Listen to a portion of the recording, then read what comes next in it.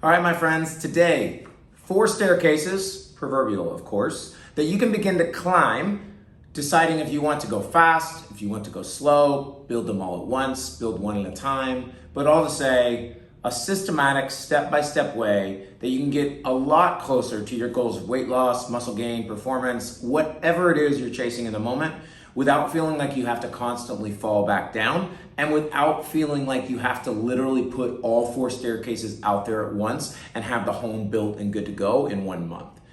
Now, I'd be remiss to say that if you start building the staircases without a solid foundation and framework in your home ready to go, it does make it a little bit more difficult, but not impossible. If you want to learn a little bit more about that, check back to my other video on our first 4-week framework that we talk about with regards to fitness. But let's dive in. Okay, at the end of the day, a lot of this is going to depend on where your personal bandwidth is on time, schedule, budget, and just overall mental energy to do the things.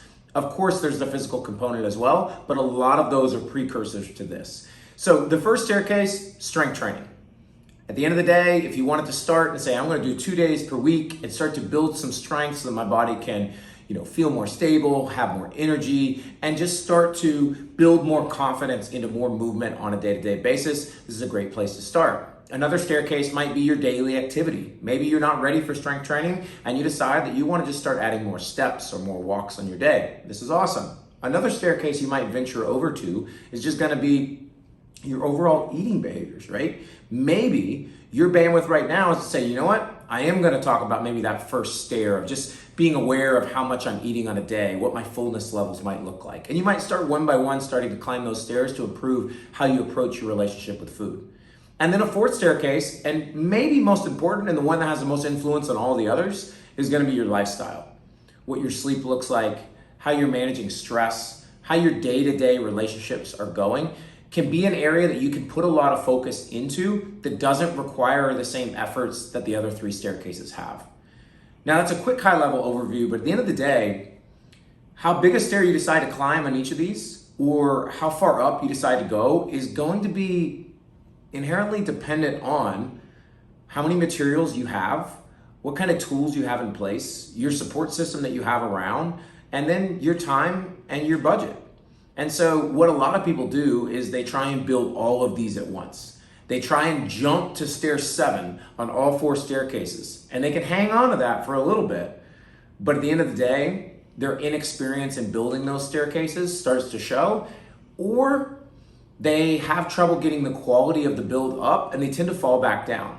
And there's no shame in this. This is very common and it happens. And so we want to figure out how can we take one step at a time. Now, if you have tons of time on your hand, you have an unlimited budget, you feel like your schedule is just right for you right now, your stress in life is low, you could pick a stair on every single staircase and climb it pretty quickly and start to build the next one.